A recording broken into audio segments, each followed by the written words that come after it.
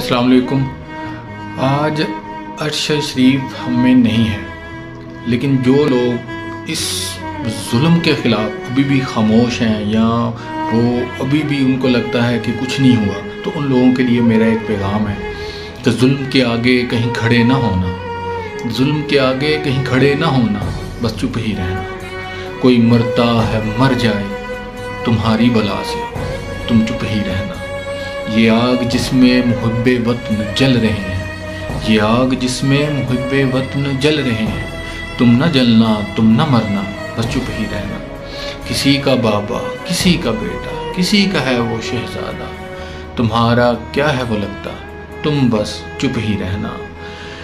چپ ہی رہنا کہ اسی میں ہے تمہاری زندگی کی بقا، چپ ہی رہنا کہ اسی میں ہے تمہاری زندگی کی بقا۔ آزاد غلاموں کہیں بول نہ پڑنا، بس چپ ہی رہنا۔